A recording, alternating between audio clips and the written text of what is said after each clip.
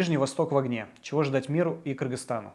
Сегодня в гостях у «Репортер КG» эксперт по безопасности, советник замминистра обороны Кыргызстана Мурат Бишенов. Разбираемся в причинах глобальной нестабильности и скрытых угрозах. Давайте поговорим сразу о действиях США и Израиля. Как вы считаете, это попытка сохранить какой-то перевес в сторону Запада и разделить, разобщить те же страны ШОС? Однозначно нельзя. Здесь перед тем, как провести эту операцию,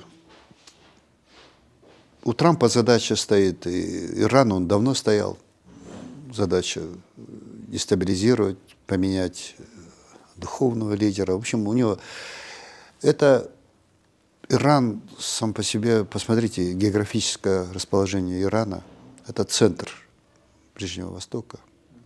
Это, я не буду говорить и население там, и географическое расположение, выход в океан, Ормузский пролив один чего стоит, граница со всеми, и Афганистан, Пакистан, там, и Центральная Азия, Туркмения, там Каспий, выход, здесь Персидский залив. Это регион, который не подчиняется ни Западу, ни Трампу, никому. Вот. Это персы, это с историей, древняя история, одной из самых древних историй. Люди очень гордые, люди, которые уже почти 40 лет в изоляции, и даже при этом они развиваются. Вы сами были в Иране? Я случайно не был в Иране, меня приглашали, я, к сожалению, не смог. Задача Трампа, конечно. И Трамп еще по-человечески, но с человеческой стороны фактор никто не отменял, он никак не может простить от революции 1979 года. Когда просто студенты захватили посольство США, помните, из истории. Это Трамп это даже где-то в своем выступлении упомянул, он это простить не может. И, конечно, это, я бы термин такой не хочется сказать, там, щелчок или удар, или задевает интересы и России, и Китая. Посмотрите, как он системно действует. Это и Сирия, и Венесуэла, до этого Ирак, Америка, я имею в виду, не только Трамп, теперь Иран. И все сценарии везде одинаковые, очень продуманные, одинаковые. Ликвидация лидеров, а потом дальше добивать. И добиваться их условий. Все ждали всего этого конфликта, но надеялись, что хватит мудрости и начать попугать, там, побряцать этими авианосцами двумя, там, заехать истребителями, там, попугать. Но здесь ключевую роль сыграл Нетаньяху, который уже, по-моему, 5-7 раз, по-моему, каждый месяц ездил в Америку Трамп, он просто его добил, по-моему, что Израилю очень выгодно, чтобы Иран полностью был дестабилизирован. Здесь ему выгодно здесь решать вопрос, тем более Нетаньяху и Совет мира тоже, это идея, по-моему, не сколько Трампа, сколько Нетаньяху. И смотрите, Совет мира-то все-таки скинулись там денежки, даже Казахстан, по-моему, там уже в это играет. Сектор газа они взяли под свой, да. Это вообще необычное явление. Там узбеки, по-моему, даже белорусы, по-моему, там. Но наш президент, по-моему, сказал, что пока с денежками, давайте вот так мы будем в Совете мира. А задача, смотрите, как Нетаньяху добился. Это я, может, ошибаюсь, но это все идея Нетаньяху. Это все потихонечку. После ситуации в Иране Россия и Китай могут присоединиться к подобному совету, как считаете? Россия молодцы, они сказали, конечно, присоединимся, деньги вот из замороженных там активов возьмите, и мы будем участвовать.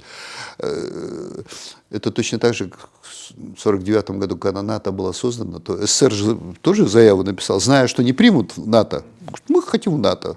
Вот. Потом Варшавский договор был создан.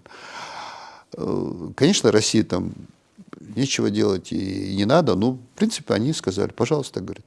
Китай не будет входить в этот совет, но то, что они быстро это провернули, насколько быстро скинулись, да, И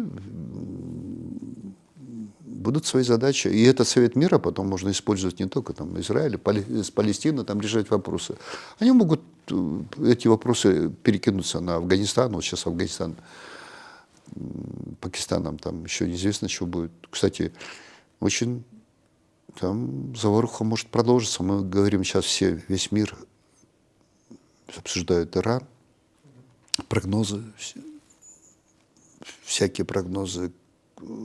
Мы-то источники берем с интернета, вот сообщества, вот источники, вся информация идет, а анализ делать, что будет там, когда закончится она, и куда это все это пойдет, какие последствия.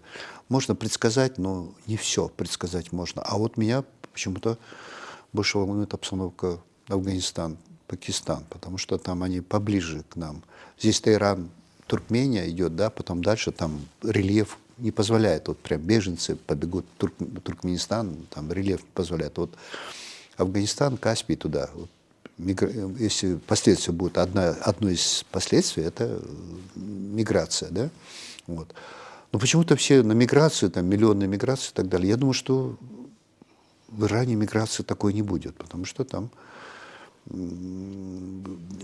диаспора, население, там, Азербайджана, Белуджи, иранцы самые и так далее, они, казалось бы, там должны быть распри, должны быть какие-то национальные там междоусобицы, у них такого нет. Вот что интересно. Если там заваруху что-то устраивают американцы, то они ставку делают на студентов, там, на молодежь. Но не на азербайджанцев, на белуджев, там, на остальные национальности не делают, потому что там азербайджанцы другие совсем, там не как в Азербайджане.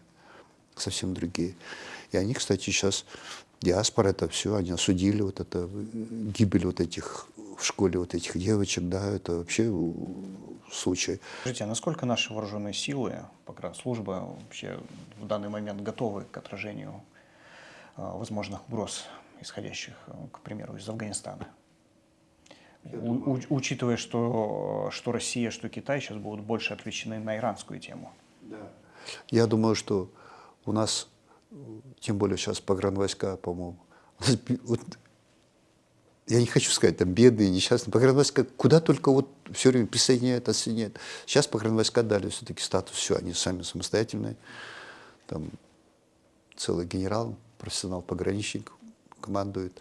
Я думаю, что да, сейчас погранвойска успели, что, как бы ни говорили, не обсуждали политическую ситуацию в Кыргызстане, вот за 3 последние 4 года погранзаставы, вот эти все пункты, все, обеспечение, денежное содержание, усиление, там все, эти байрактары, все это для погранвойсков все сделано. И надо отдать должное вот, нашему руководству, что вот особенно на погранвойска, чего-чего, и сколько на Министерство обороны, потом уже позже за МЧС, внутренние войска, там, за ГСИН, уже потом, да, начали. Ну, в первую очередь за погранвойска сделано очень много. И сейчас, когда берут ребята, куда хотят, погранвойска хотят, там и условия, и квартиры, и денежное содержание сейчас у пограничников лучше всех. Вот. Поэтому, а это не случайно. Вот, даже укрепили, мы договорились с таджиками и так далее. Там тоже не все решено. Никто не отменял контрабанду, там, наркотики никто не отменял. Поэтому я думаю, на сегодня, если недостаточно только колючую проволоку провести, решены вопросы. Нет, сейчас там и учения проводятся совместно с россиянами, с таджиками. И, то есть это, я думаю, что на сегодня ситуация, если 90-е годы брать, когда события были в 99-м, в 2000 году, сегодня, конечно, совсем другая обстановка. Я полагаю, надеюсь, насколько я информирован, что сегодня на пограничников у нас границы, я не скажу на замке, но укреплены, и мы готовы. Скажите, а насколько состоялся вот сейчас регион Центральной Азии как единый организм? Те же Штаты сейчас разговаривают больше с каждой страной по отдельности или все-таки воспринимают Центральную Азию как единое целое? И Штаты, у них политика, с одной стороны, Штаты. Вот посмотрите, Центральная Азия, с одной стороны Штаты, с одной стороны Европа, с одной стороны Турция, с одной стороны Китай, и с одной стороны Россия. В Центральную Азию влияние в последнее время прям так все активизировалось. В Центральную Азию, конечно. Нисколько я не скажу, что полезны ископаемые, нефть, там, газ, а сколько, во-первых, для России это, я считаю, что форпост. Центральная Азия – это форпост. Да, у узбеков своя там политика, может, у казахов в последнее время вектор так немножечко меняется. Вот, и я считаю, что Америка будет активизироваться, бороться за Центральную Азию. И посмотрите, вот этот формат 5+1, как Трамп усадил всех президентов Центральной Азии, и прям как учитель студентам, первоклашкам или школьникам наставляет, говорить там что-то. Это, конечно, уникальная вещь. Турция никак не успокоится. ОТГ, вот, они там... Кстати, сейчас Азербайджан там активизируется, ситуация очень обеспокоена, конечно, с Ираном, потому что там все-таки в Иране там то ли 15, то ли 18% это азербайджанцы. Хоть они немножко другие, да, у них чуть-чуть другие в плане религии, там, в плане светкости, но Азербайджан готов, они заявили, готов принять беженцев, там, вот, оказать помощь. Вот. Китай интересует, да, Центральная Азия. То есть мы, Центральная Азия в центре, и сейчас надо бы, вот, вектор политики и так далее, как бы не ошибиться в этой, вот в этой качели, как бы не сделать ошибку. Надо, мне кажется, все-таки держаться. У нас Кыргызстан, по-моему, открыто многовекторная. Все называют политику свою многовекторной, но потихонечку уже определяются. Вот. Я думаю, для Кыргызстана у нас многовекторная, да, мы и с Турцией, с Китаем, и с Россией. И Америку мы не посматриваем, мы говорим, пожалуйста, экономика, инвестиции, ради бога. Но единственным союзником, надежным союзником, в России, как говорят, единственный надежный союзник – это флот, да, или там, по-моему, единственная армия и флот, да, единственный надежный союзник России – это ядерное оружие. Кстати, очень много разговоров идет. Если ядерное оружие у Ирана было бы, напали бы или нет. Тоже интересно, дискуссионный вопрос такой. А надежный союзник Кыргызстана, я всегда говорил, и буду, да, соседи, и казахи наши союзники, и узбеки, и таджики все. Но Россия у нас самый важный, самый надежный партнер – это Россия. Значит, многовекторность как раз в многополярном мире, вот, который сейчас хотят, вообще рассуждают о нем, что надо его создать. Понятное дело, что Трампу он не особо-то и нравится, и все действия как раз сходятся к тому, чтобы не позволить этому факту случиться. Как вы считаете, Иран это тоже как цепочка к недопущению многополярности вообще в политической? Вот мне слово «демократия» не нравится. И слово «многополярность» тем более не нравится. Есть такое выражение «казус белли», когда истинные цели скрываются. Любое явление, что Гитлер, что Чингисхан, что это, они всегда должен быть какой-то лозунг. Что такое многополярность? Ну, что такое многополярность? У меня друзей, все друзья, я дружу, никто не враг мне и так далее. Я считаю, что какая многополярность? У тебя есть интересы, ты должен выбрать партнеров надежных, работать, выживать в этом мире.